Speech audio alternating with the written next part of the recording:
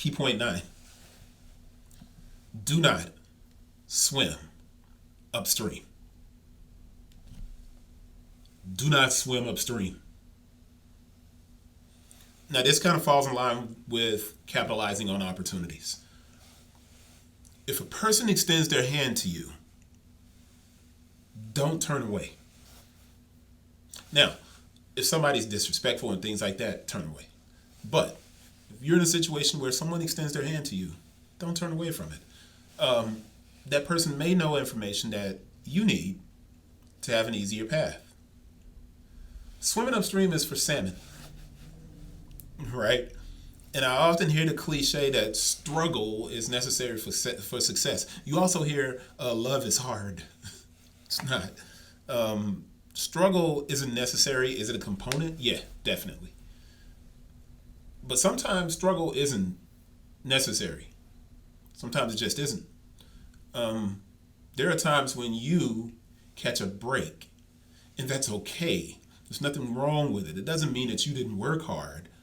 You just got lucky. And luck is a huge part of the equation. I promise you, the people who are successful, unless they're like some ex-dope dealer that used the money and made it clean like Jay-Z or something, man, people have help.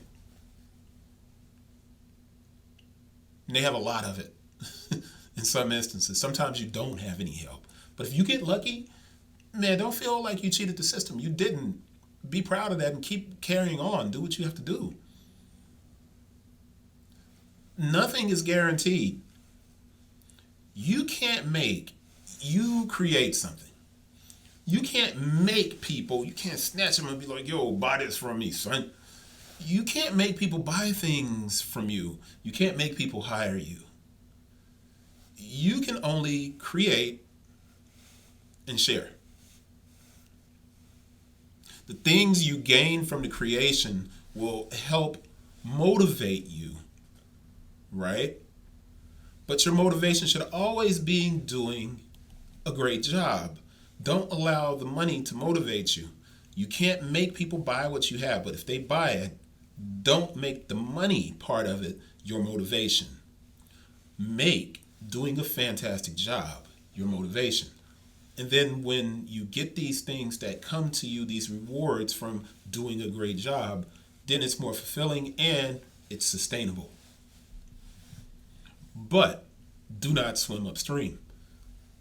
To avoid doing so, swimming upstream, you need to develop certain strategies.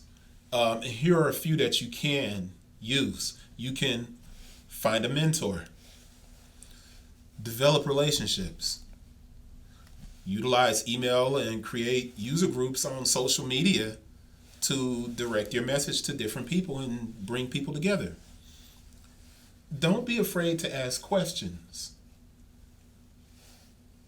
If you know it's going to be difficult, and this is 5, and that it probably won't work, don't keep moving forward with it. I can't stress. I stopped making shoes in 2016, right? And I've been at it 2009 to 2016. I put a lot of work in. I made a ton of mistakes. Now I can look back on it and be like, yo, if I did that differently, this could have changed, been a lot different. It was hard. But in 2016, I was like, wait a minute. There are more than enough sneaker brands out here. Just because I love to design shoes and I love drawing, that doesn't mean that I need to create my own sneaker brand.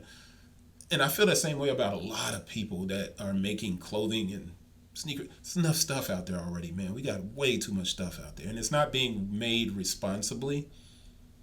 And it's hard. And if it's difficult like that, then don't keep pushing forward with it. Leave it alone.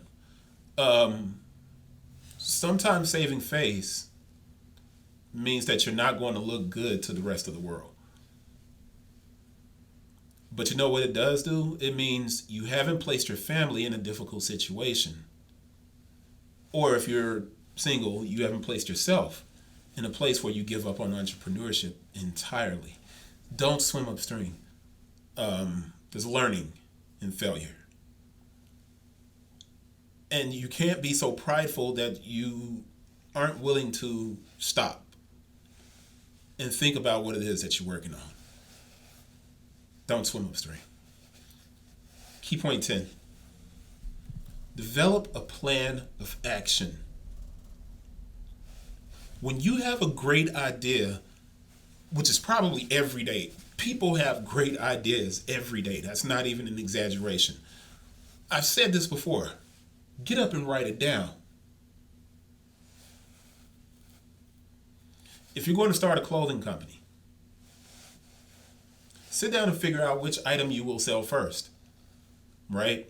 Now, at the time, I had covered this clothing company, and it's out of business now, and it's gone.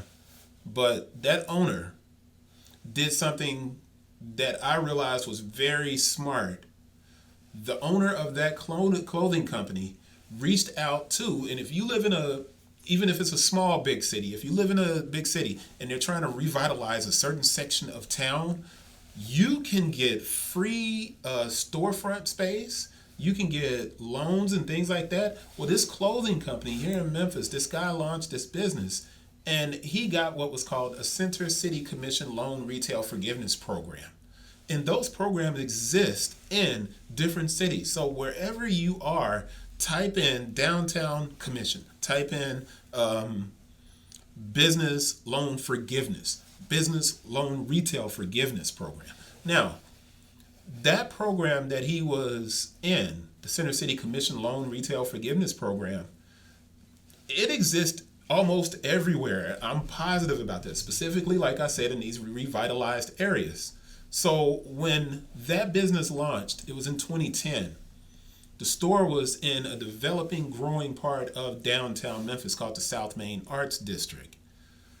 When they opened, they held this open door event in conjunction with one of the city's biggest nights. And in Memphis, we have this thing called Trolley Night. So there's a new clothing company called Odds Atelier. And Odds they call themselves the city's streetwear store. This guy that opened the business in 2010 is not Odds, but this previous company that used that loan retail forgiveness program. When they did that event on Trolley Night, all they had were t-shirts. They were handcrafted, individually styled t-shirts. And I was like, man, it's going to be really hard to maintain a company with only t-shirts. And this is what I discovered, is that the owner had a plan of action, and he was also staying in his lane, and he was also not swimming upstream. Why introduce a new company and make everything at once, right? Working with a young guy, Fred Griffin, who's top 20 under 30 in Memphis, and he has a brand called Swish. And there's something that he can learn from this part of it. And he already has. He makes a limited run of items, sells out, and then does the next item. It's a very good strategy.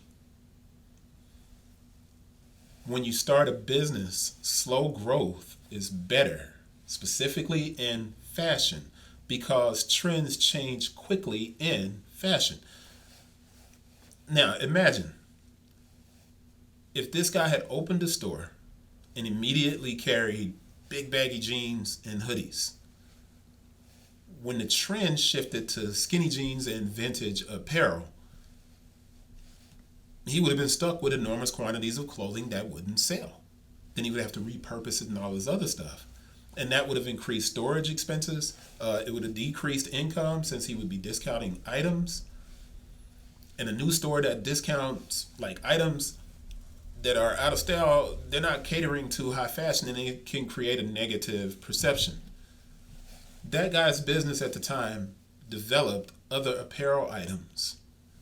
And then he was featured on these morning shows and things like that. Now, what happened with that business? It failed because there were personal issues that the owner had. And a lot of the businesses that got the retail loan forgiveness program, they stayed open long enough, 3 to 5 years, to not have to pay that loan back, and then they disappeared. But the big issue with all of those businesses, they went to a revitalized area, They did not make themselves destination businesses. When you are in an area where there isn't a lot of foot traffic, you have to make people want to come to where you are. Businesses work best in malls. Businesses work best in strip malls. Businesses work best in high traffic areas. And when you don't have a consistent amount of traffic, then there has to be a reason for people to come to you, right? That business that he created, he had a plan of action, but his plan of action was made at a time where he didn't have as vital an opportunity online. Now, when you create your plan of action, you have a better opportunity than anyone who started 12 to 13 years ago. You have the ability to build community. And if you build a great community online, you create a plan of action, you'll be more successful, or you'll have the likelihood of being more successful. And I hope that's clear. That's key point 10. See you on the next one.